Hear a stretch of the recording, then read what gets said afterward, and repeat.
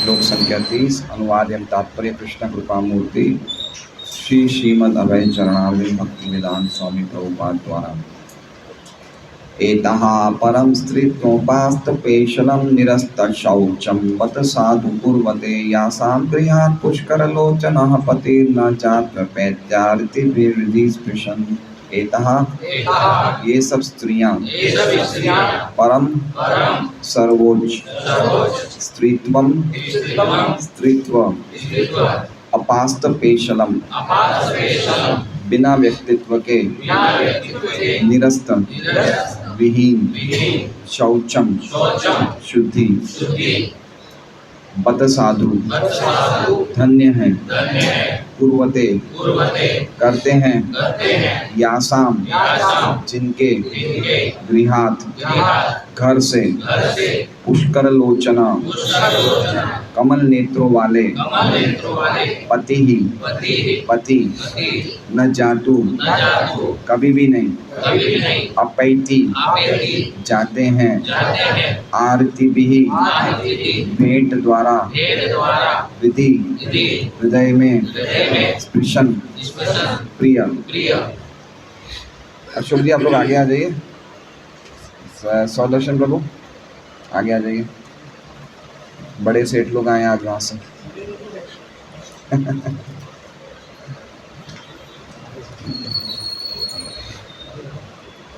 अनुवाद। इन सभी स्त्रियों ने व्यक्तित्व तथा शुद्धि से विहीन होते हुए भी अपने जीवन को धन्य किया। उनके पति कमल नयन श्री भगवान ने उन्हें घर में कभी अकेले नहीं छोड़ा। वे उन्हें बहुमूल्य भेंट प्रदान करके उनके हृदय को प्रसन्न बनाते रहे। ओम अज्ञानतिमिरान्धस्य ज्ञानाञ्जनशलाकया चक्षुरुन्मिलितं येन तस्मै श्रीगुरुवे नमः। श्रीचैतन्यमनोभीष्टं स्थापितं येन भूतले स्वयं रूपकदा मह्यं ददाति स्वपदान्तिकं नाम श्रेष्ठमनुमभिषति उत्तमत्वस्वरूपं रूपं तस्याग्रजं पुरीमातुरीं गोष्ठवाटिं राधा कुंदन गिरिवरमो राधिका माधवाशां प्राप्तो यस्य प्रथितकृपया श्रीगुरुं तं नतोऽस्मि। वन्देऽहं श्रीगुरो श्रीयुतपदकमलं श्रीगुरुं वैष्णवांश्च श्रीरूपं साग्रजातं सैकण्डनाथान्वितं तं सजीवं साद्वैतं सावधूतं परिजनसहितं कृष्णचैतन्यदेवं श्रीराधाकृष्णपादान् सैगणललिता श्रीविशाखान्वितांश्च गुरु वैष्णव भगवान तिने स्मरण होय विघ्न विनाशन नायास होय निज वांछित पूर्ण। हरे कृष्णा कृष्णा कृष्णा हरे हरे हरे राम राम राम हरे हरे। तो आज बहुत ही विशेष तिथि है। आज बुद्ध पूर्णिमा है और बहुत सारे आचार्यों की आविर्भाव तिथि है, तिरुभाव तिथि है। भगवान की शायद नौका विहार लीला भी है। वैशाख महीने की पूर्णिमा है तो विशेष दिन है आज। भक्तों के लिए सभी दिन विशेष होते हैं, लेकिन फिर भी आज भगवान बुद्ध का प्राकट्य तिथि है और भगवान बुद्ध की तिरुभाव तिथि भी आज ही है। और भगवान बुद्ध को जब ज्ञान प्राप्त हो रहा वो तिथि भी आज ही है, इसलिए विशेष है बुद्ध पूर्णिमा। जन्म, तिरुभाव और जो उनको एनलाइटनमेंट मिला था, ज्ञान मिला था, वो सब एक ही दिन हो गया था।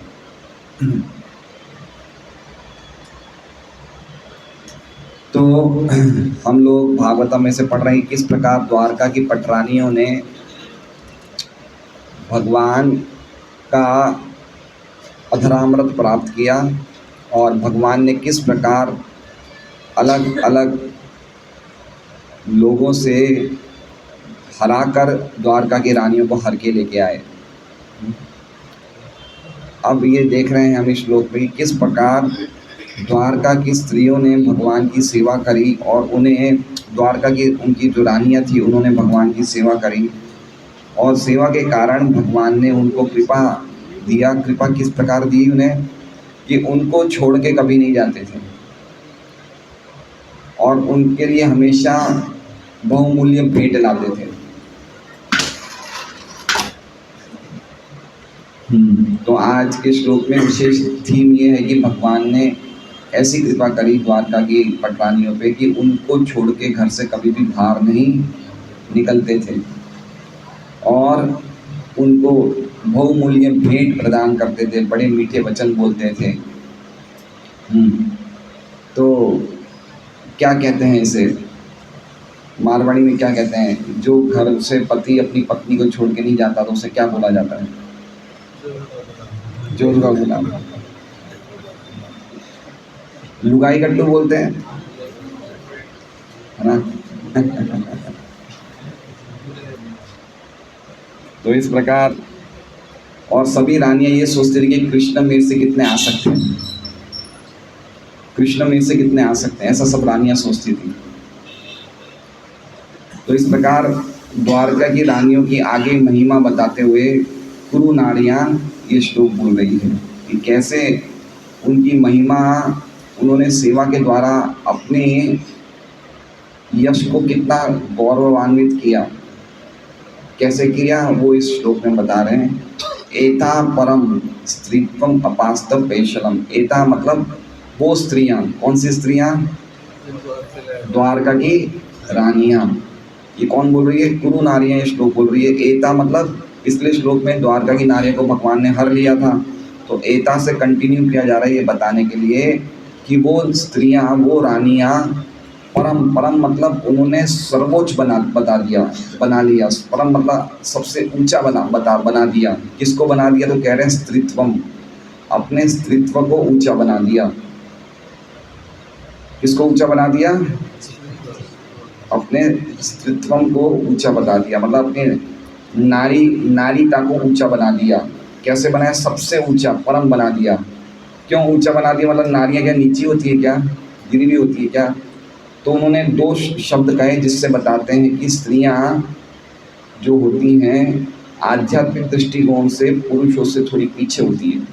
ये दो शब्दों से बताया है, एक तो है अपास्त पेशलम और एक है निरस्त शौचम। अपास्त पेशलम मतलब स्त्रियों की खुद की कोई प्रकार की स्वतंत्रता नहीं होती है। उनकी सच्ची स्वतंत्रता होती है कि वो एक पुरुष के अधीन होती है। ठीक है, तो एक तरह से ये देखा जाए तो ये आध्यात्मिक मार्ग में एक प्रकार की बाधा है। समझ रहे हैं? बाधा इसलिए कि मान लो अगर पुरुष व्यक्ति जो उनका पति अगर वो अभक्त हो तो स्त्रियां अपने हिसाब से कुछ कर नहीं सकती, है ना? उनका खुद का एक व्यक्तित्व अलग नहीं होता। उनका व्यक्तित्व की पहचान किससे होती है? पति से। इसलिए इसमें लिखा है अपास्त पेशलम, बिना व्यक्तित्व के। तो इसे अच्छा गुण नहीं माना जाता है, बिना स्वतंत्रता के, बिना व्यक्तित्व के। इसलिए स्त्रीत्वम का पहले क्वालिटी बता रहे कि स्त्रीत्वम को क्यों हल्का बताया गया है। उन्होंने स्त्रीत्वम को सबसे ऊंचा तो बना दिया द्वारका की पटरानी, लेकिन स्त्रीत्वम में गड़बड़ियाँ क्या होती है वो बता रहे हैं। अपास्त पेशलम मतलब व्यक्तित्व की कमी रहती है, स्वतंत्रता नहीं रहती है। और निरस्त शौचम, निरस्त मतलब नहीं, और शौचम मतलब पवित्रता। तो स्त्रियों में पवित्रता का गुण कम रहता है, क्योंकि महीने में उनको 3-4 दिन अपवित्र स्थिति में रहते हैं। इसलिए स्त्रियों को आध्यात्मिक प्रगति में पति के मतलब जो पुरुष रूप होता है उससे हल्का माना जाता है। समझ रहे हैं बात को? स्त्री रूप को हमेशा पुरुष रूप की तुलना में आध्यात्मिक प्रगति में हल्का माना जाता है, क्योंकि उन्हें इतनी ज़्यादा सैद्धांतिक बातें समझ में नहीं आती है, अपने घर परिवार में लगी रहती है, बच्चों में, घर में, इन सब में लगी रहती है। इसलिए आध्यात्मिक प्रगति से उनको हल्का माना जाता है। तो ये दो कारण मेन है जिसलिए क्यों हल्का माना जाता है। एक तो पवित्रता से रहित होती है, निरस्त शौचम, और दूसरा क्या है? अपास्त पेशलम, स्वतंत्रता से रहित होती है। लेकिन इन दोनों के होने के बावजूद भी उन्होंने स्त्रीत्वम को परम बना दिया। तो फिर आगे क्या कह रहे हैं? बताओ ना, कितने आश्चर्य की बात है। फिर कह रहे हैं साधु, साधु मतलब शोभामय, कुर्वते मतलब बना दिया। तो पहली 2 लाइन का अर्थ क्या हुआ कि कितने आश्चर्य की बात है कि इन स्त्रियों ने, इन रानियों ने अपने स्त्रीत्वम को सर्वोच्च और शोभामय बना दिया। यद्यपि वो स्वतंत्रता से रहित होते हैं और पवित्रता से रहित होते हैं, फिर भी इन्होंने अपने स्त्रीत्वम को सर्वोच्च स्थिति पे लाके खड़ा कर दिया। ये कितने आश्चर्य की बात है। बत का अर्थ क्या है? आश्चर्य। अहो बत शौ पच तो गरियान, कितने आश्चर्य की बात है कि शौपच व्यक्ति भी भगवान का नाम ले रहा है, ब्राह्मणों से भी ये ऊंचा है। तो बत का अर्थ क्या होता है? आश्चर्य। कितने आश्चर्य की बात है। तो क्यों ऐसा क्या कर दिया उन्होंने? तो कह रहे हैं कि यासाम, यासाम मतलब इनके, इन स्त्रियों के गृहात, घर पे कौन रहते हैं? कह रहे हैं पुष्कर लोचन, अरविंद लोचन, कमल लोचन, ये भगवान के अलग अलग नाम हैं जिनकी आंखें कमल की तरह है। ऐसे पुष्कर लोचन पति, पति मतलब भगवान श्री कृष्ण, न जात अपैति, न जातु, न जातु मतलब कभी नहीं, अपैति मतलब घर को छोड़ते थे। तो क्या करते थे घर में दिन भर? तो कह रहे हैं आरती, आरती मतलब उनसे मीठे वचन में बात करते थे, उनसे प्रेम पूर्वक बोलते थे और उनको बहुत सारी भेंटें प्रदान करते थे, गिफ्ट्स ये प्रदान करते थे। तो उससे क्या होता था? तो कह रहे हृदय स्पर्शन, उससे द्वारका की पटरानी को, हृदय को छू लेते थे, हृदय को आनंद देते थे। तो कैसा है ये श्लोक? है ना? हम कौन होते हैं इसको अच्छा बताने वाला? है ही अच्छा। हम कोई रिसर्च वर्कर थोड़ी है जो इसे अच्छा बताएंगे। लेकिन पॉइंट ये है कि कितना सुंदर अर्थ है, देखिए, है ना? तो अब हम लोग कौन कौन पुरुष भक्त स्त्री इस श्लोक का अच्छी तरह श्लोक को देख के अर्थ समझाएगा। एक एक शब्द की हमने चर्चा करी है। माताओं में से, अच्छा बोलिए। वो स्त्रियां कितने धन्य हैं जिन्होंने अपना अस्तित्व अपास्त परिश्रम होते हुए और धीरज शोचन होते हुए भी उसका कारण यासाम मतलब उसको सर्वोच्च बना दिया, उसको सर्वोच्च बना दिया। भगवान उन स्त्रियों के घरों को छोड़ करके बाहर कहीं नहीं जाते थे और उनको भेंटें देते थे और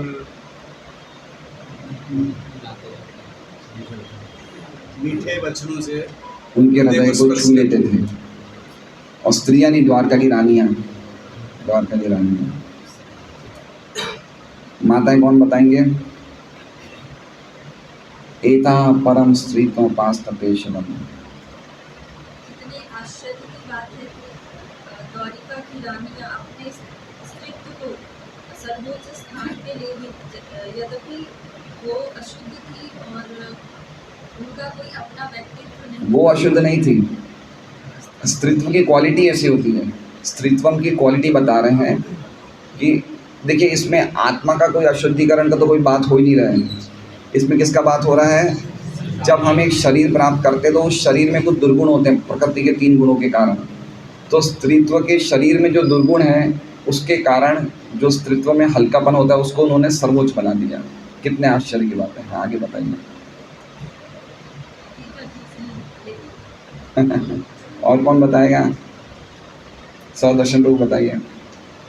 ये द्वारिका की रानियाँ कितनी धन्य है जिनको जिनको भगवान का संग मिला है और जिनके व्यक्तित्व अलग से कोई व्यक्तित्व नहीं है और जो स्त्रियां का जो गुण होता है व्यक्तित्व नहीं होता है और कोई पवित्रता नहीं होती है, उनको भी भगवान के संग से स्पेशल बना दिया है और भगवान उनके घरों को छोड़ के कभी नहीं जाते थे और उनको अच्छी भेंटें प्रदान करके उनको हृदय को पसंद करते थे।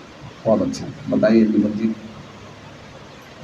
जैसे स्त्रीत्व का जो नेचर है बाय डिफॉल्ट जैसे आध्यात्मिक नेचर का नहीं होता है। हाँ, बाय डिफॉल्ट सही बात है, आध्यात्मिक नेचर का नहीं होता है। कुछ खामियां होती है बाय नेचर, सही है। तो जैसे भगवान कृष्ण जो पटरानी लेकिन उनकी जैसे भक्ति और उनमें शुद्धि का थोड़ा अभाव था, शुद्धि का अभाव था। लेकिन जैसे पटरानी बनने के बाद में उन्होंने जो भक्ति और समर्पण भाव से जो कृष्ण के प्रति जो प्रेम किया, उससे उनकी जो प्रकृति में जो डिफॉल्ट्स थे बाय नेचर, उनसे उनका शुद्धिकरण हो गया। अस्तित्व को एक परम स्थिति पे लेकर गए और भगवान भी उनको कभी अकेले नहीं छोड़ते थे और उनको बहुत में भेंट और अच्छे वचन बोल के हमेशा पसंद रखते थे। इसलिए उनको एक अलग लेवल पे वो पहुंच गई थी बहुत अच्छा, अपने शब्दों में बहुत अच्छी तरह समझाया दीपक ने कि जो बाय डिफ़ॉल्ट क्वालिटीज़ होती है स्त्रियों में, भगवान की सेवा करके उन्होंने उन क्वालिटीज़ को निकाल दिया बाहर। यद्यपि द्वारका की रानियाँ तो अति शुद्ध हैं, वो तो भगवान की शक्तियाँ हैं, लेकिन फिर भी बताया जा रहा है, प्रभुपाद जी तात्पर्य समझाएंगे, कोई व्यक्ति में कितनी बाय डिफ़ॉल्ट हल्की से हल्की क्वालिटी क्यों ना हो, लेकिन अगर वो भगवान की सेवा में लगता है एक प्रामाणिक गुरु के मार्गदर्शन में, तो उसकी सभी सब क्वालिटीज़, खराब की खराब क्वालिटीज़ भी शुद्ध हो जाती हैं। तो ये श्लोक हमने आज पढ़ा। तो भगवान वृंदावन को छोड़ के भी बाहर नहीं जाते। हाँ, भगवान वृंदावन को छोड़ के द्वारका को कभी छोड़ के भी बाहर नहीं जाते। भगवान जो मूल श्याम सुंदर कृष्ण है वो वृंदावन को छोड़ के बाहर नहीं जाते हैं। जो द्वारका के कृष्ण है वो द्वारका वाले कृष्ण है, वासुदेव कृष्ण। आप कुछ बोलना चाहते हैं? ऐसा लगता है कि वो अकेले नहीं छोड़ते हैं, जब कहीं जाते थे तो भी साथ में लेके जाते हो। हाँ, मेन पॉइंट वो बताया कि वो कभी उन्हें घर में कभी अकेला नहीं छोड़ा, मतलब हमेशा उनको साथ में रखते थे, साथ में रखते थे। बहुत ही सुंदर श्लोक है। मतलब उनकी मतलब पॉइंट ये है कि सभी रानियों के घर में बहुत सारे सर्वेंट्स थे, बहुत सारे काम करने वाले स्त्रियां, पुरुष सब थे, लेकिन भगवान की सेवा पर्सनली करते थे, पर्सनली सेवा करते थे भगवान की। वो बहुत विशेष बात है। तो हम श्रीधर स्वामी कहते हैं, ये स्त्रियों के स्त्रीत्व को इन्होंने, द्वारका की रानियों ने परम बना दिया और सुशोभित कर दिया। अपास्त पेशलम यानी कि स्वतंत्रता रहित और निरस्त शौचम मतलब पवित्रता रहित, ऐसे होने पर भी इन्होंने स्त्रीत्व को सुशोभित कर दिया। भगवान कभी भी न अपैती, कभी भी इनसे दूर नहीं जाते थे। आरती भी मतलब मधुर वाणी के द्वारा या फिर पारिजात वगैरह प्रिय वस्तुओं ला के देते थे। समझ गए? एक एग्जाम्पल दिया कि पारिजात वृक्ष, सत्यभामा ने कहा कि मुझे पारिजात वृक्ष चाहिए। जैसे कोई लेडीज़ बोलती है कि अजी सुनो जी, मुझे एक साड़ी लेके आओ, है ना, तो लुगाई गट्टू क्या करेगा, तुरंत साड़ी ले आएगा। तो जैसे सत्यभामा ने बोला कि मुझे तो वो स्वर्ग लोक में पारिजात वृक्ष चाहिए, तो पहले भगवान रुक्मिणी जी के लिए लाए थे, लेकिन सत्यभामा को गुस्सा आ गया, मेरे लिए क्यों नहीं लाए, तो मुझे भी पारिजात चाहिए। तो भगवान उन्हें गरुड़ जी पे उठा के ले गए स्वर्गलोक में और देवताओं से झगड़ा करके पारिजात वृक्ष लेके आ गए। तो इस प्रकार से बताया कि उनके हृदय को, स्त्रियों, द्वारका की रानियों के हृदय को उन्होंने इन तरह के कार्यों से छू लिया, आनंद दे दिया भगवान ने। विश्वनाथ चक्रवर्ती ठाकुर जी की टीका में कोई विशेष 2-3 लाइनें ही हैं। अपास्त पेशलम मतलब उन्होंने कोई सभी प्रकार के शुभ को और स्वतंत्रता को खो दी, और निरस्त शौचम मतलब शुद्धता को खो दिया। कृष्ण कभी भी उनके घर छोड़ के नहीं जाते थे, उन्होंने उनके हृदयों को छू लिया और उनके आनंद का वर्धन किया, उनको अलग अलग सुंदर पारिजात वृक्ष आदि भेंट प्रदान करके। इतना ही है। प्रभुपाद जी का तात्पर्य हम पढ़ेंगे।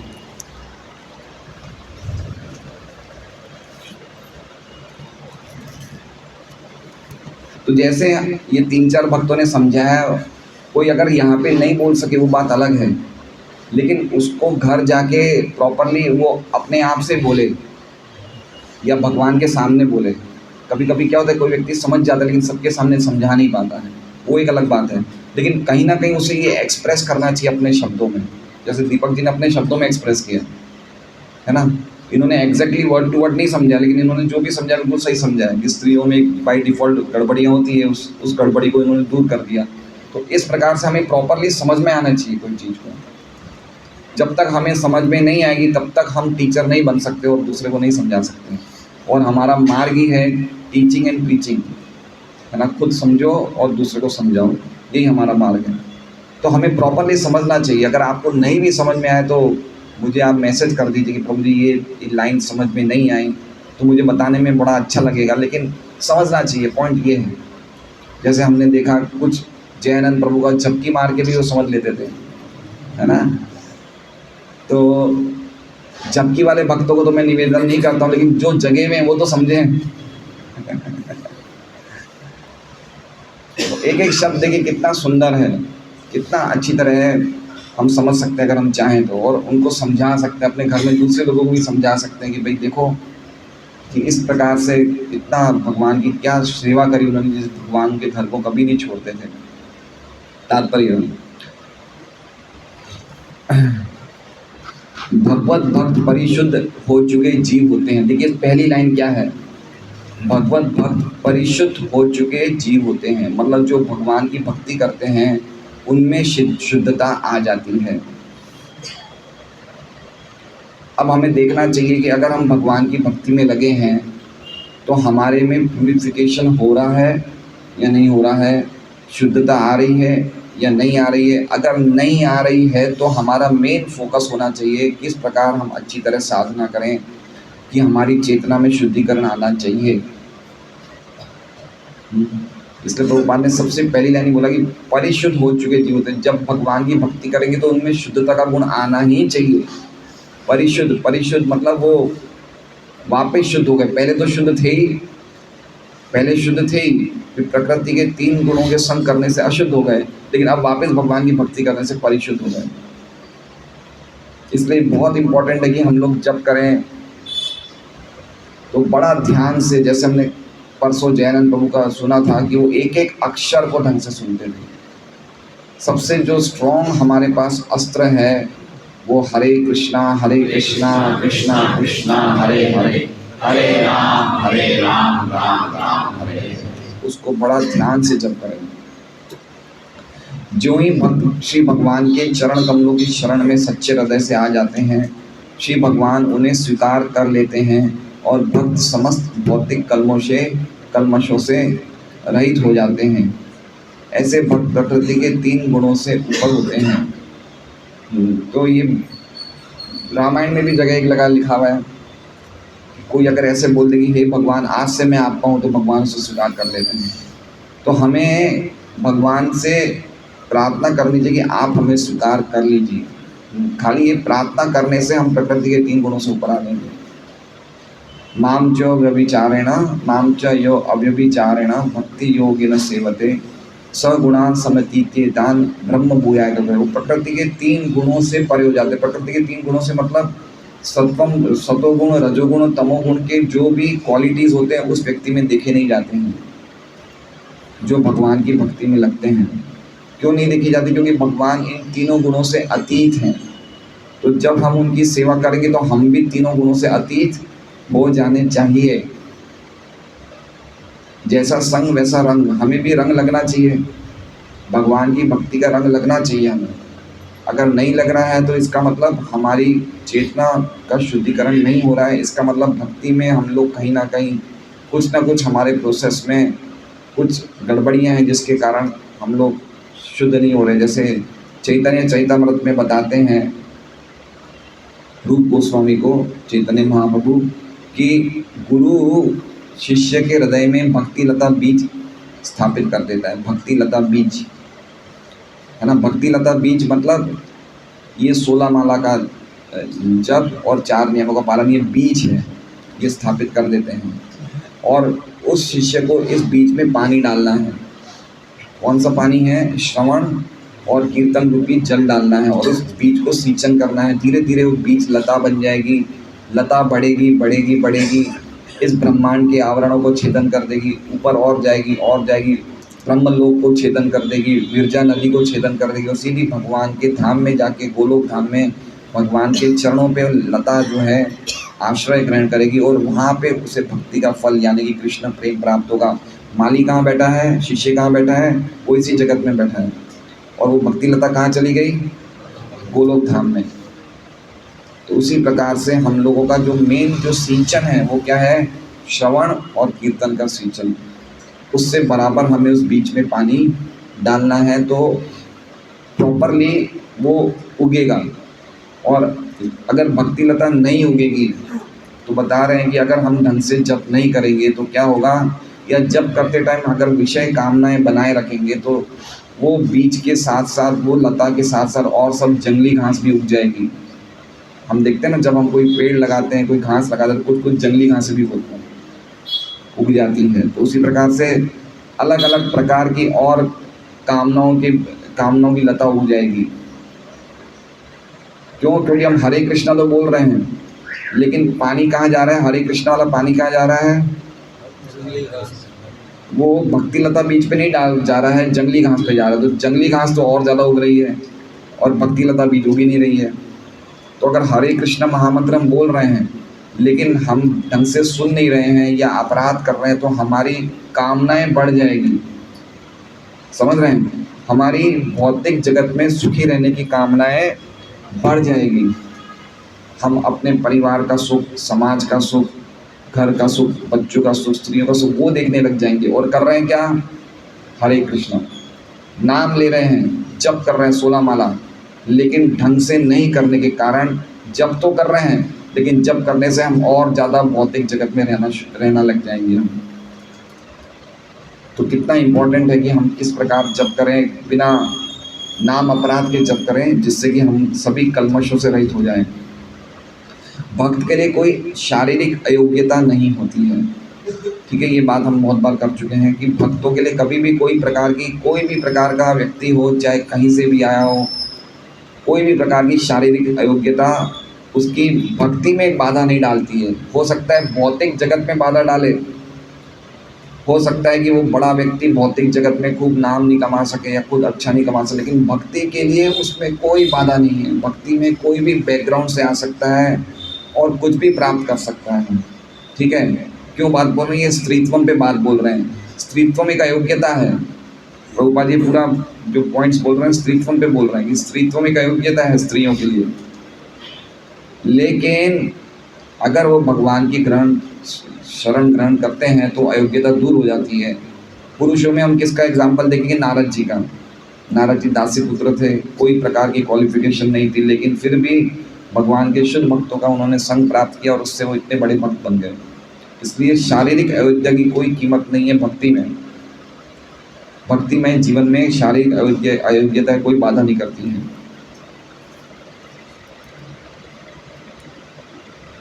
जिस प्रकार गंगा जल में गंदे नाले का जल मिल जाने पर उसमें कोई गुणात्मक अंतर नहीं रह जाता है।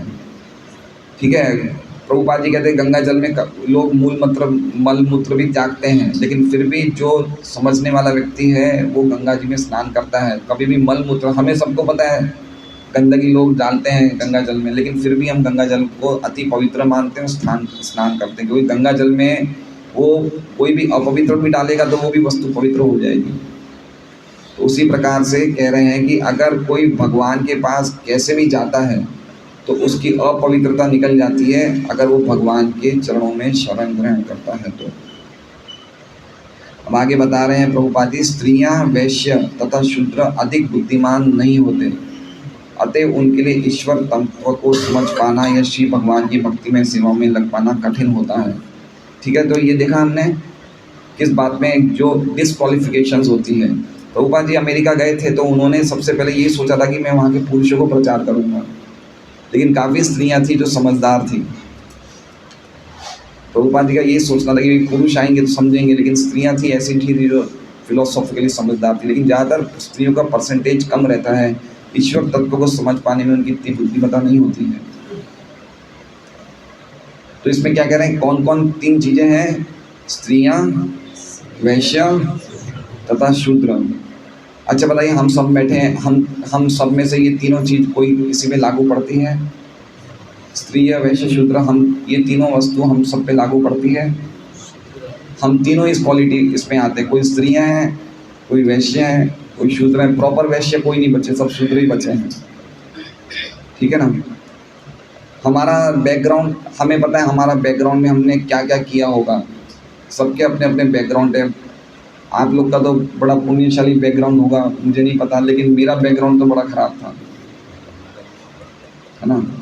लेकिन चूँकि हम भगवान की शरण में आ गए तो हमारे जो डिस्क्वालिफिकेशन थे भगवान को नहीं समझ पाने के, वो सब हट गए। कैसे हटे वो आगे बता रहे प्रभुपाद जी।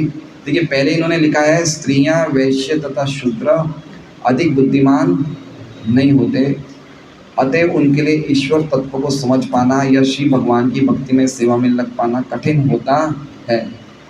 अब देखिए, इसके बाद वाली लाइन बता रहे हैं उन लोगों के लिए जो इनसे भी ज़्यादा गिरे हुए होते हैं। किन से ज़्यादा गिरे हुए होते हैं? स्त्रियों से, वैश्य से और शूद्र से। वो कौन है? वे अधिक भौतिकतावादी होते हैं। और इनसे भी कम होते हैं किरात, हूण, आंध्र, पुलिंद, पुलकश, आबिर, कंक, यवन, खस इत्यादि। ये अलग अलग कंट्रीज़ हैं, अफगानिस्तान, मंगोलिया, चाइना, ग्रीस। ये श्लोक है, बहुत फेमस श्लोक है ये। किरात, हुणांध्र, पुलिंद, पुलकशा, आबिर, शुंभा, यवना, खसादया, ये अन्ये च पापा यदपाश्रयाश्रया शुद्ध्यन्ति तस्मै प्रभु विष्णवे नमः।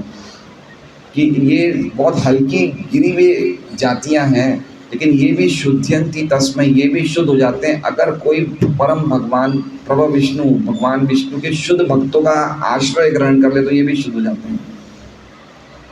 तो ये इतनी हल्की जातियां भी उच्च कैटेगरी में आ जाते हैं। इनकी हल्की जाति के दोष को खत्म कर देते कैसे? भगवान के शुद्ध भक्तों की संगत में आके। तो फिर स्त्रियां, वैश्य, शूद्र नहीं खत्म कर सकते। इन्होंने पहले क्या बताया? स्त्री, वैश्य, शूद्रों के लिए भगवान के तत्व को समझ पाना कठिन है। लेकिन बाद में प्रभुपाद जी कह रहे हैं कि किरात, हूण हैं, वो इतने गिरे हुए व्यक्ति हैं, लेकिन वो भी भगवान के शुद्ध भक्तों की सेवा में लगते हैं, शरण में आते हैं, तो वो भी पवित्र हो जाते। तो ये क्या नहीं हो सकते पवित्र? हम पवित्र नहीं हुए हैं? अच्छा बताइए, ये जो हम समझ रहे हैं, सीख रहे हैं, ये बातें चर्चा कर रहे हैं, ये कैसी चर्चा है? ये चर्चा हम समझ रहे हैं। आप बड़े से बड़े फिलोसोफर को, या जो भौतिक जगत की दृष्टि में बहुत होशियार साइंटिस्ट हो, फिलोसोफर हो, या जिसकी बुद्धि बहुत तेज चलती है, वो भी ऐसे टॉपिक्स को नहीं समझ सकता है। ये ईजी है टॉपिक्स? क्या लगता है हमें? कुछ लोग पहली बार आते हैं तो उनको लगता है हमने सब कुछ ऊपर से गया, ऐसा समझ में आता है? कुछ बोलते हैं कुछ लोग ऐसा। ये ईश्वर तत्व की बातें कर रहे हैं, हमें क्यों समझ में आ रही है? क्योंकि हम प्रभुपाद जी की शरण में हैं। पॉइंट समझ रहे हैं आप? ये बातें समझना सरल नहीं है। हरि नाम करना, 16 माला करना, जप करना, भागवतम करना हमें लगता है सरल, लेकिन सरल नहीं है। लेकिन चूंकि हम एक शुद्ध भक्त की शरण में आए हैं, तो हमने सीरियसली उनकी कृपा से हम ग्रहण कर चुके हैं। हमारी कोई क्वालिफिकेशन नहीं है। समझ रहे हैं बात को? हमारी क्वालिफिकेशन नहीं है। हम अपनी शक्ति से इन चीज़ों को ग्रहण नहीं कर सकते, क्योंकि हम गिरे हुए हैं। लेकिन चूंकि श्रील प्रभुपाद के चरणों की कृपा हमें प्राप्त हुई है, तो हम इन चीज़ों को समझने लगे हैं। ये पॉइंट समझाना चाहते हैं प्रभुपाद जी कि हमारी अयोग्यताएं सब खत्म हो गई है, हम इन चीज़ों को समझने लग गए हैं। इसलिए जब हम एक प्रामाणिक, सच्चे, शुद्ध भक्त गुरु के मार्गदर्शन में आते हैं, तो हमें बहुत सीरियस होना चाहिए, बहुत सीरियस होना चाहिए कि हम बाहर का नहीं खाएंगे, 4 नियमों का पालन करेंगे, 16 माला का जप करेंगे। और ये सब सुनने के बाद भी अगर हम बाहर का खा रहे हैं तो कितना बड़ा अपराध हो रहा है। कहाँ से भगवान की कृपा कहाँ से मिलेगी बताइए? ये बेसिक बातें भी हम नहीं समझ पाते हैं कि हमें 4 नियमों का पालन करना है, बाहर का नहीं खाना है, लेकिन अभी भी अगर हम खा रहे हैं तो कितनी बड़ी बात है। तो अगर हम वास्तव में ऐसा नहीं है, प्रभुपाद जी क्या बोलते हैं कि जो लोग नियमों का पालन नहीं कर सकते, वो बहुत उनको निमंत्रण आए, प्रसाद लें, नाचें, कीर्तन करें, गीता भागवत पढ़ें। लेकिन अगर कोई दीक्षा लेना चाहता है तो फिर उससे आशा करी जाती है वो सीरियस बने। आप समझ रहे हैं बात को? नहीं तो नहीं ले दीक्षा, खूब आए खूब जाए, उसे जो करना है करो भाई। लेकिन अगर कोई दीक्षा लेना चाहता है तो मैं चाहता हूँ वो सीरियस बने, ऐसा प्रभुपाद जी बोले। इसलिए बात समझनी चाहिए कि कितना इम्पोर्टेंट है कि हम अगर सचमुच वेद मुख माने, है ना, हम लोग अपने आप को भक्त बोलते हैं, लेकिन भक्त बोलने की खाली हम लिप सर्विस कर रहे हैं, माउथ सर्विस दे रहे हैं। भगवान जो बोल रहे हैं या उनके शुद्ध भक्त जो बोल रहे हैं उसको पालन करना सच्ची बात है। अपने आप को भक्त बताने से अच्छा है जो वो बोल रहे हैं उसको पालन करना अच्छी बात है। नहीं तो हम हृदय का शुद्धिकरण नहीं हो सकता है। हमें इतनी बड़ी क्वालिफिकेशन मिल रही है कि हम एक ऐसे गुरु के अंडर में, ऐसे हम आचार्य के आश्रय में हैं जिन्होंने पूरे जगत को पवित्र बनाया। जयानंद प्रभु का तो हमने देखा 10 साल में उन्होंने कितनी क्वालिटीज़ उनमें आ गई, प्रभुपाद की शरण लेने से कितनी क्वालिटीज़ उन्होंने मैनिफेस्ट किए। तो अगर हम लोग हमारे प्रामाणिक गुरु की बातें नहीं मानते हैं, नियमों को तोड़ते हैं, तो हम लोग कहीं के नहीं रहते हैं। कहीं के नहीं रहते मतलब यस्य प्रसादात भगवत प्रसादो यस्या प्रसादा न गति कुतोपि, ही इज लॉस्ट, वो खो गया। इसलिए बहुत समझने जैसी बात है कि कोई गिरा से गिरा व्यक्ति भी अगर भगवान के शुद्ध भक्त कोई शरण में आता है तो वो सबसे ऊंचा हो जाता है। और तो इसका एक नेगेटिव इंजंक्शन भी है। नेगेटिव मीनिंग ये है कि अगर कोई ऊंचे से ऊंचा व्यक्ति भी अगर शुद्ध भक्तों की शरण में आता तो वो गिर जाएगा। इसका नेगेटिव इंजंक्शन क्या हुआ, इसका नेगेटिव स्टेटमेंट क्या हुआ कि गिरा से गिरा व्यक्ति अगर भगवान के भक्तों की शरण में आता है तो ऊंचे स्थान पे आ जाता है। तो जो ऊंचे स्थान का व्यक्ति होगा, मतलब भौतिक जगत की दृष्टि में कोई भी चाहे ऊंचा व्यक्ति होगा, वो अगर अपने जीवन काल में कभी भी भगवान के शुद्ध भक्तों की शरण ग्रहण नहीं करेगा तो वो नीचे गिरेगा ही गिरेगा। ये इसका नेगेटिव स्टेटमेंट हो गया। सही बात है सौदर्शन पर। वो ये है भी, एक श्लोक भी है। कौन सा श्लोक है? बहुत सुंदर श्लोक है जिसमें लिखा है, आज ही मैंने पढ़ा था, प्रभो ईश्वरम न भजन्ति अवजानाति स्थानान् भ्रष्टा पतन्ति यतः य एषां पुरुषं साक्षात् आत्मा प्रभवम ईश्वरम न भजन्ति अवजानन्ति स्थानान् भ्रष्टा पतन्ति यतः। जो परम ईश्वर की सेवा में नहीं लगता है और उनको अवजानन्ति करता है, उनको मतलब निग्लेक्ट करता है और उनकी भक्ति नहीं करता है, वो स्थानान् भ्रष्टा, वो अपने स्थान से भ्रष्ट हो जाएगा। पतन्ति यतः, वो नीचे गिर जाएगा। तो भगवान की भक्ति जो होती है वो मनमाने ढंग से नहीं होती है, एक प्रामाणिक भक्त के शुद्ध भक्त के अंडर में ही होती है। श्रुति स्मृति पुराणादि पंचरात्रि बिना एकांतिकी हरेर भक्ति उत्पाते एव कल्पते। श्रुति स्मृति पुराण बिना की भक्ति जो हम करते हैं वो समाज में उत्पात करने वाली है, डिस्टर्बेंस करने वाली है। और प्रभुपाद जी का एक बहुत स्ट्रॉन्ग स्टेटमेंट है, इंग्लिश में एक लेक्चर में उन्होंने दिया था। उन्होंने कहा था कि आप अपनी तथाकथित भक्ति से कृष्ण को डिस्टर्ब मत करो। क्या कह रहे हैं? कृष्णा अपने शुद्ध भक्तों के साथ लीलाओं में लगे हुए हैं, आप उल्टी सीधी भक्ति करके उनको डिस्टर्ब मत करो। तो हम लोग जो नियमों को तोड़ रहे हैं, उल्टी सीधी टाइम खराब कर रहे हैं, शुद्ध भक्ति नहीं कर रहे, तो हम क्या कर रहे हैं? हम कृष्ण को डिस्टर्ब कर रहे हैं। प्रसन्न करने की तो बात दूर की, हम क्या कर रहे हैं? हम डिस्टर्ब कर रहे हैं। क्या स्ट्रॉन्ग स्टेटमेंट है। डोंट डिस्टर्ब, ऐसा ही बोलते Prabhupada ji, don't disturb Krishna, disturb मत करो। ऐसे प्रैक्टिस करते करते होता है ना, लेकिन आप जानबूझ के करो तो उसका क्या है? एक चीज़ होती है प्रैक्टिस करते करते। अब हमारे एक दीक्षित भक्त हैं, हमारे इसी पर्वत पाटे के हैं, उन्होंने कुछ दिनों पहले होटल में पार्टी दी। बताइए, पति पत्नी दोनों दीक्षित हैं, होटल में पार्टी दे रहे हैं अपने पिता के वर्षगांठ की। तो दे सकते तो गोविंदा में भी पार्टी दे सकते थे ना, उनको तो सब पता ही है ना, दीक्षा हुई इतने साल हो गए, उनको तो पता ही है कि भाई बाहर का नहीं खाना चाहिए। और दोनों पति पत्नी, ऐसा भी नहीं छोटे बच्चे हैं कि उनके घर में माँ बाप की चलती भी उनकी है, और फिर भी होटल में भोजन करा रहे हैं अपने दोस्तों को, मित्रों को, रिश्तेदारों को। तो ये क्या होता है? ये प्रैक्टिसिंग है, ये जानबूझ के तोड़ना है। क्या होता है ये? इसका क्या मिलना चाहिए? भाई अगर कोई व्यक्ति 4-5 दिन से भूखा है, कुछ खाया नहीं है, चलो अब कुछ खाने को नहीं है, एक फल खा लिया, भगवान के नाम का स्मरण कर लिया, जूस पी लिया, वो तो समझे। अब आप जानबूझ के, आपको इतना अच्छा गोविंदा मिला है, 16 माला वाले भक्त भोजन बनाते हैं, 200 रुपये पर हेड की थाली है, आप खिलाओ आराम से, हैं? तो हम वहाँ पैसा देंगे तो हमारा पैसा भगवान की सेवा में लगेगा, पुण्य मिलेगा, लोग भगवान के दर्शन करेंगे। होटल में खिलाया तो क्या मिला? होटल पैसा गलत जगह चला गया, नरक मिला, पाप मिला, टाइम खराब हुआ। तो इतनी बुद्धि नहीं है, दीक्षा ले ली। तो ये प्रैक्टिसिंग मतलब क्या है कि जैसे आप 16 माला कर रहे हैं, आप एक आध माला ढंग से नहीं कर पाए, ना मन इधर जा रहा है, वापस खींच के ले, वो तो ठीक है। अब आप जानबूझ के टीवी खोल के बैठ जाओ माला करो तो वो थोड़ी सही है।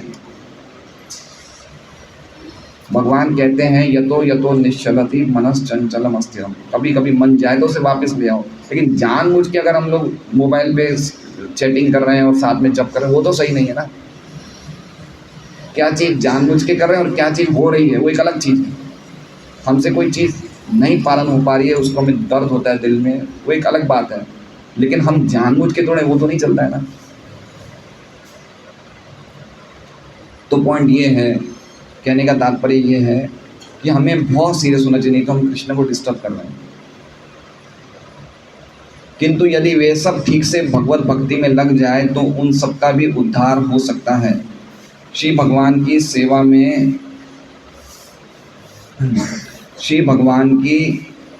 सेवा में लगने पर उपाधियों की अपात्रता हट जाती है। समझ रहे हैं? डेजिग्नेटिव डिस्क्वालिफिकेशंस, उपाधियां, और अपात्रता, उपाधि मतलब डेजिग्नेशन और अपात्रता मतलब डिस्क्वालिफिकेशन। मतलब समझ रहे हैं? उपाधि मतलब शरीर की एक अयोग्यता होती है।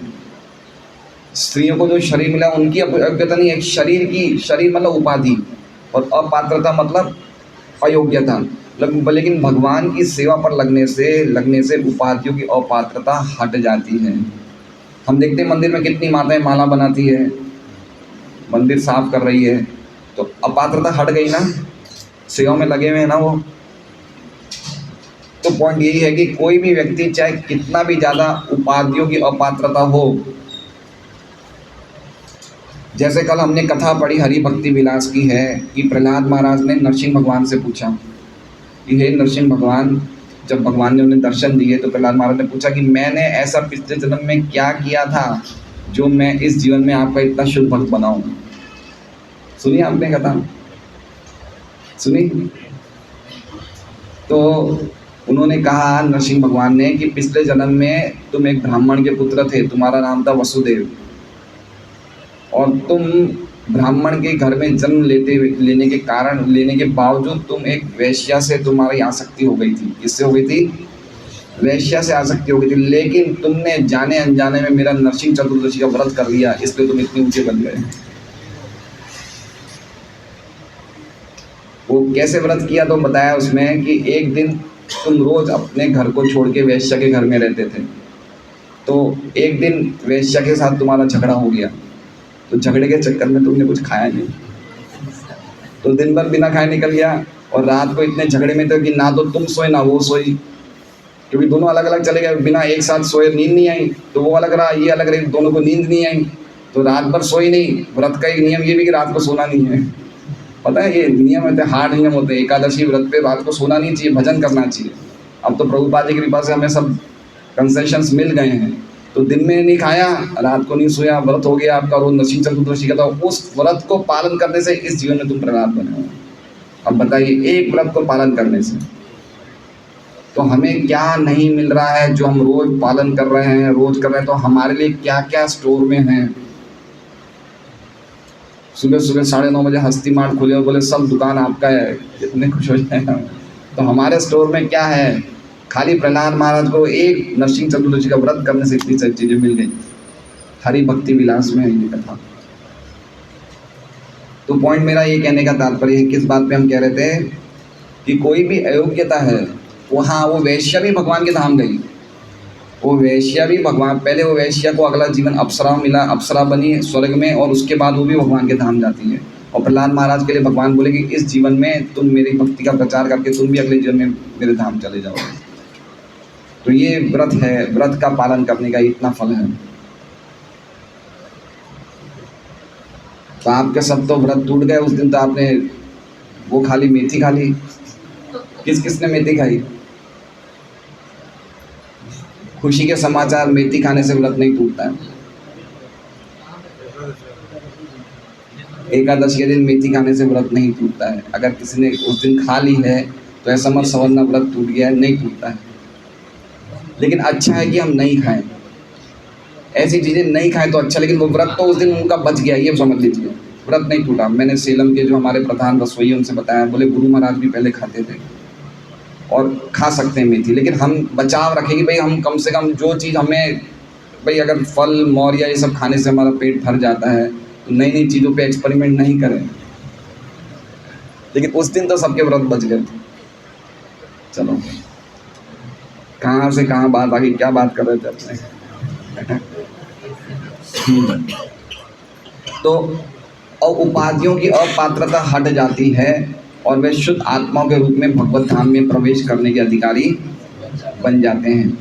भौमासुर के चंगुल में फंसी बालाओं ने अपने उद्धार के लिए निष्ठापूर्वक भगवान कृष्ण की प्रार्थना की थी और अपनी इस भक्ति और निष्ठा से तुरंत शुद्ध बन गए। देखिए क्या बोल रहे हैं, निष्ठापूर्वक प्रार्थना। तो मंदिर में जाएं या भगवान को यहाँ दर्शन करें तो कोई ना कोई प्रार्थनाएं हमें याद होनी चाहिए। अगर याद नहीं है तो व्हाट्सएप से देख के बोल लें, मोबाइल से देख के बोल लें, लेकिन कुछ हमारी सिंसियर प्रेयर भगवान के लिए होनी चाहिए। हम बहुत बड़े भक्त नहीं है लेकिन 1-2 मिनट की प्रार्थना बोल सकते हैं।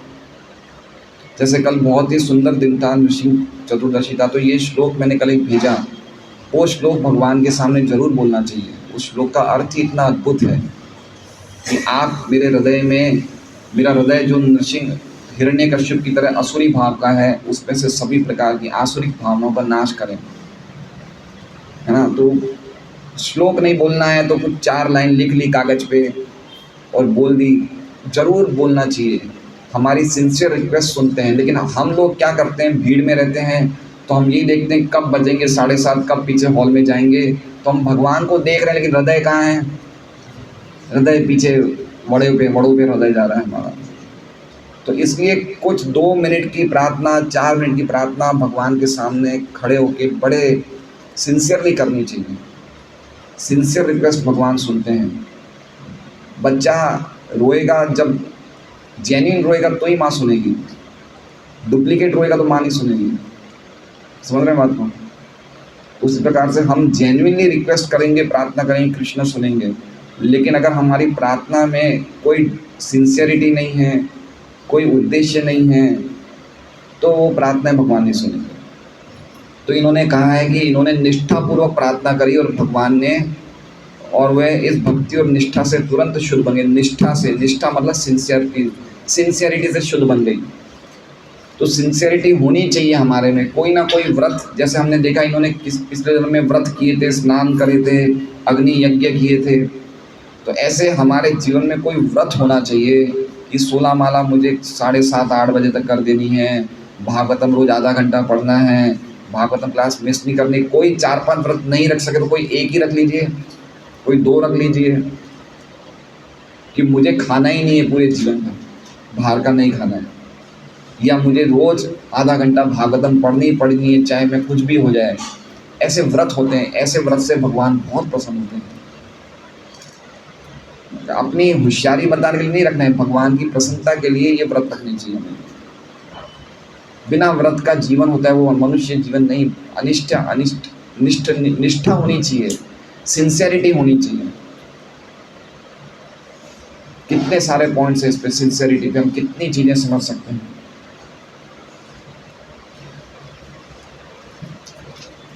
अतः श्री भगवान ने उन्हें पत्नी रूप में स्वीकार किया और उनके जीवन धन्य हो गए। उनका मान तब और भी बढ़ गया जब भगवान ने उनके अत्यंत समर्पित पति के रूप में भूमिका निभाई। तो भगवान बिल्कुल जैसे कहते हैं, वो पत्नियां ऐसी सोचती थी कि ये तो कृष्ण तो मेरे से कितने अटैच हैं, जो कि कृष्ण किसी से अटैच नहीं है। कृष्ण उनकी सेवाएं स्वीकार करते हैं, लेकिन भगवान तो आत्माराम है, आप्तकाम है, लेकिन भगवान उनकी भक्तिमय सेवा स्वीकार करते हैं।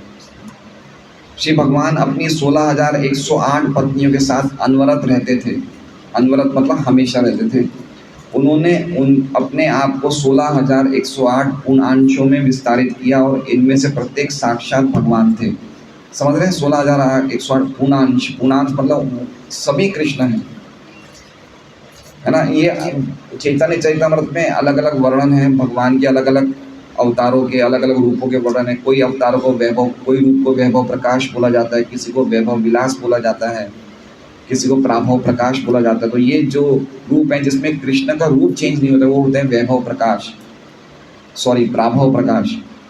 वो के वही कृष्ण हैं। कृष्ण और बलराम भी है, लेकिन बलराम के कुछ फीचर्स चेंज हो गए। ठीक है, बलराम जी श्वेत हैं, कृष्ण श्याम हैं, लेकिन ये सबके सब 16,108 सेम एज इट इज़ वही कृष्ण थे, कोई डिफरेंस नहीं था। सब अपने अपने महल में रहते थे, 16,108 भगवान, 16,108 रूप। और जब वो सुधर्मा जाते थे तो सब हॉल में से अपने घरों से तो अलग अलग निकलते थे, लेकिन जब घोड़े पे बैठते तो एक हो जाते थे। तो इन्हें कहा जाता है पूर्णांश। और हम भी भगवान के अंश हैं ना। हम कौन से अंश हैं? हम विभिन्नांश हैं। तो ऐसे भगवान के अलग अलग अवतारों का वर्णन, जैसे आज बुद्ध पूर्णिमा है, बुद्ध पूर्णिमा भी भगवान के अवतार हैं। विष्णु तत्व हैं भगवान बुद्ध जी, या जीव तत्व हैं? विष्णु तत्व हैं। क्या है? विष्णु तत्व है, जीव तत्व है, शक्त्यावेश अवतार है। बुद्ध भगवान हैं, पृथु महाराज हैं, वेद व्यास जी हैं, नारद जी हैं, ये सब भगवान के अवतार है, लेकिन सब शक्त्यावेश अवतार है, विष्णु तत्व नहीं है, जीव तत्व है। तो बुद्ध भगवान, और हर एक अवतारों के अलग अलग पर्पसेस होते हैं आने के, हर एक के अपने अपने अलग अलग प्रयोजन होते हैं।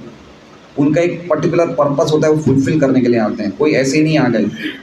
जैसे भगवान कृष्ण प्रकट हुए थे धरती के बोझ को हल्का करने के लिए, भगवान राम प्रकट हुए मर्यादा पुरुषोत्तम, कैसे एक मनुष्य को समाज में रहना चाहिए, मर्यादाओं में रहना चाहिए, नियमों में रहना चाहिए। हाँ, बुद्ध देव क्यों आए थे? बुद्ध देव क्यों आए थे? क्योंकि बहुत ज़्यादा लोग अपने आप को वैदिक मानते थे, लेकिन वेद के जो प्रिलिमिनरी मतलब समझ रहे हैं, प्रिलिमिनरी मतलब जो बेसिक चीज़ें होती हैं वो ही नहीं मानते थे। बेसिक चीज़ क्या है कि भाई जीवों पे हिंसा मत करो। कोई भी व्यक्ति चाहे कितना ही बड़ा क्यों ना हो, अगर वो नॉनवेज खाता है या जीवों पे हिंसा करता है तो कभी भी भगवान को समझ ही नहीं सकता है। तो बुद्ध भगवान ने देखा कि लोग वेदों के नाम पे तो कितनी बलियां चढ़ा रहे हैं। बुद्ध भगवान ने कहा अहिंसा परमो धर्म, अहिंसा वेदों का धर्म है, अहिंसा रखो भाई आप। तो सब बोलते होंगे कि भाई क्यों रखें अहिंसा, वेदों में लिखा है कि आप यज्ञ में बलि चढ़ा सकते हो और खा सकते हो। तो भगवान बुद्ध ने बोला मैं वेदों को नहीं मानता हूँ। वेदों को मनवाने के लिए कुछ समय के लिए उन्होंने वेदों को नहीं माना, समझ रहे हैं? वेदों का उद्देश्य क्या है? भगवान के पास पहुंचना। और बुद्ध भगवान ने देखा कि अगर ये नॉनवेज खाते रहेंगे तो कभी भगवान के पास पहुंचेंगे ही नहीं। तो कुछ समय के लिए बुद्ध भगवान ने वेदों का तिरस्कार कर दिया। वेदना मानियम बौद्ध हयत नास्तिक, इसलिए बुद्ध भगवान ने नास्तिकतावाद का प्रचार किया कि लोग आस्तिक बने। नास्तिकवाद का प्रचार क्यों किया? कि लोग आस्तिक बने। इसलिए बुद्ध भगवान के समय में अहिंसा का बहुत बड़ा प्रचार हुआ। और उसके बाद फिर शंकराचार्य आए, क्योंकि वेदों का प्रामाणिकता बुद्ध भगवान ने पूरी लॉस्ट कर दी। तो शंकराचार्य वापस वेदों को पुनः स्थापित करने के लिए आए, लेकिन उन्होंने साथ साथ में मायावाद का प्रचार कर दिया कि जीव और आत्मा, जीव और ईश्वर एक ही है। वेदों को तो प्रचार किया, वेदों की स्थापना कर दी, अथॉरिटी है वेद, लेकिन उन्होंने चेतन तत्व को एक ही बता दिया। तो उसके बाद फिर ये वैष्णव आचार्य आए, रामानुजाचार्य, शंकराचार्य, मध्वाचार्य, चैतन्य महाप्रभु। तो इनडायरेक्टली भगवान बुद्ध ने और शंकराचार्य ने इनके लिए रास्ता बनाया कि कैसे भगवान की भक्ति का प्रचार हो। सब भगवान का आयोजन है कि भगवान की भक्ति का प्रचार कैसे होना चाहिए। भाई लोग पहले नॉनवेज खाना तो बंद करें, फिर लोग कम से कम वेदों को तो माने, अब वेदों को मानने के बाद अब भक्ति के मार्ग में आगे बढ़े। तो ऐसे सिस्टम होता है। तो वही भगवान बुद्ध का आज एक संदेश मतलब देने का था कि आज जितने भी बुद्ध के अनुयायी ज़्यादातर थाईलैंड में हैं, जापान में हैं, चाइना में हैं, लेकिन यहाँ सबसे ज़्यादा लोग नॉनवेज खाते हैं। गया जी भारत में है, लेकिन फॉरेन कंट्रीज़ में बुद्ध भगवान की शिक्षाओं का बहुत प्रचार है, थाईलैंड में, जापान में, चाइना में, लेकिन वहाँ के लोग सबसे ज़्यादा नॉनवेज खाते हैं। तो प्रभुपाद जी बोले कि हमें भगवान बुद्ध की संदेश का प्रचार तो हो रहा है, लेकिन लोग तो अगर कसाई खाने बंद हो तो हम समझे कि वास्तव में उनकी शिक्षाओं का प्रचार हो रहा है।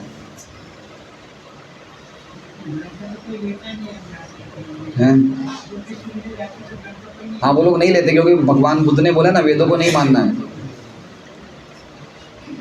तो वो नहीं छूते हैं। जय भीम वाले जो होते हैं, अनुयायी होते हैं, वो भगवान बुद्ध के अपने आप को अनुयायी मानते हैं, लेकिन वो सच्चे अनुयायी नहीं हैं। वो छूते भी नहीं है ग्रंथों को। भगवान बुद्ध की फोटो तो रखते हैं वो। इनडायरेक्टली भगवान बुद्ध को मान के धीरे धीरे कभी ना कभी वो भगवान की भक्ति में आएंगे, क्योंकि बुद्ध को तो भगवान मान रहे हैं कम से कम। तो अलग अलग तरीके के लोगों को अलग अलग समय में कैसा संदेश का प्रचार करना चाहिए, बड़े बड़े आचार्यों ने बताया। बुद्ध के टाइम पे कैसा प्रचार की जरूरत थी, तो उस टाइम बुद्ध देव की जरूरत थी।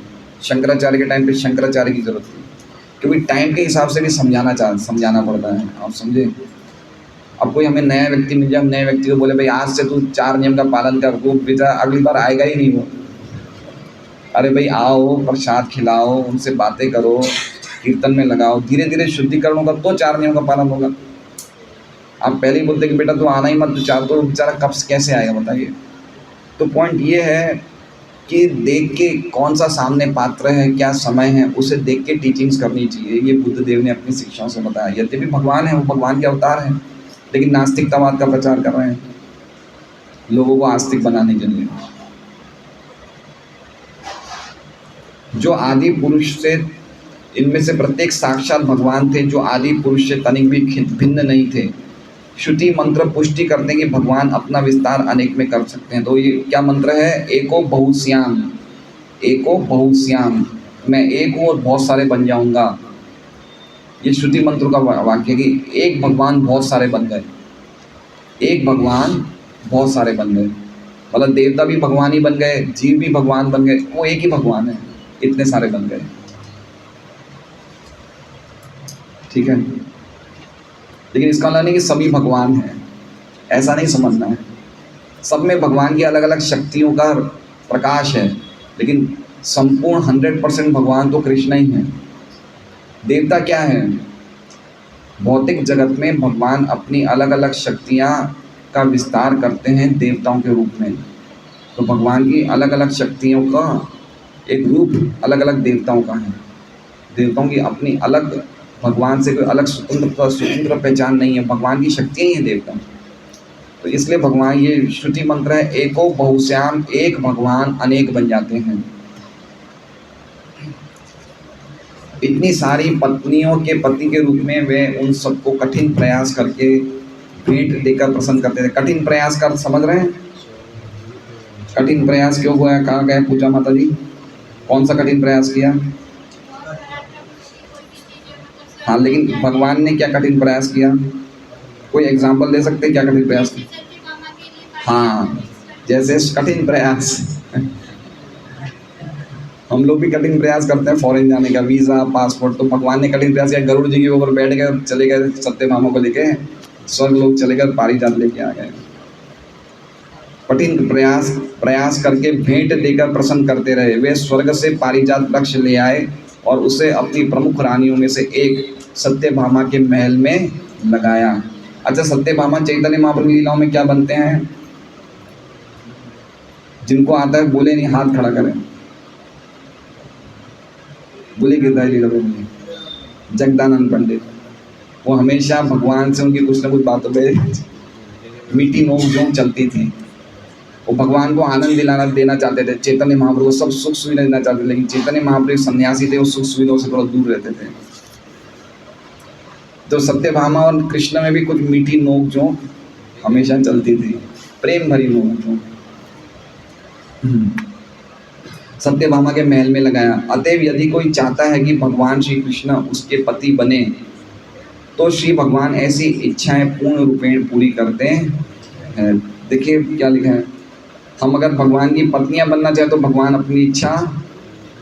हमारी इच्छा पूरी करेंगे, लेकिन उसके लिए हमारा क्वालिफिकेशन पिछले श्लोक वाला होना चाहिए। क्या था?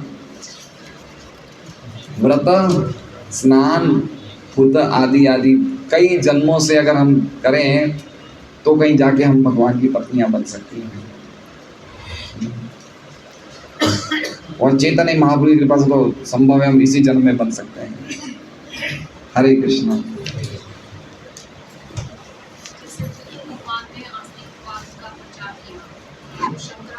नास्तिकवाद का प्रचार किया।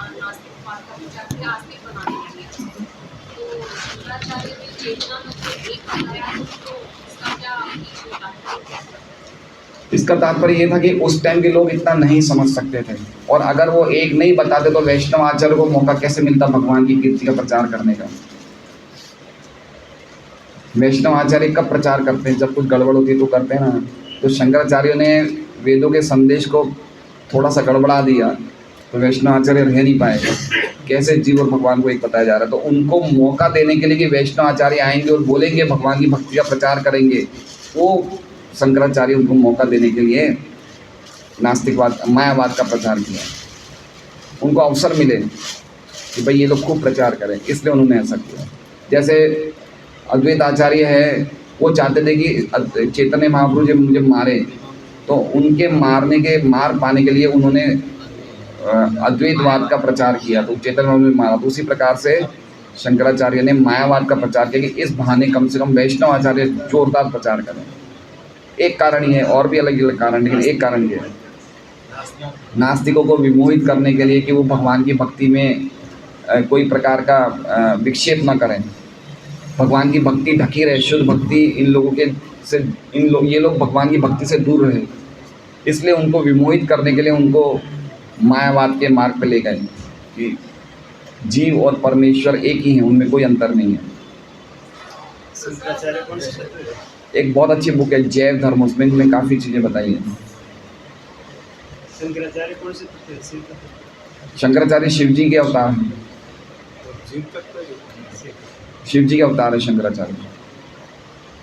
अब शिव जी के अवतार है तो शिव तत्व थोड़े। नहीं, जरूरी नहीं हम शिव तत्व बोल सकते हैं। शिव जी का कितना परसेंटेज उनमें, जैसे बुद्ध देव भी तो भगवान के अवतार हैं, लेकिन कितने शक्तियाविश अवतार है ना। तो शिव जी की संपूर्णतः शिव जी के अवतार है, कुछ परसेंटेज अवतार है वो हमें नहीं पता है, लेकिन है शिव जी के अवतार शंकराचार्य।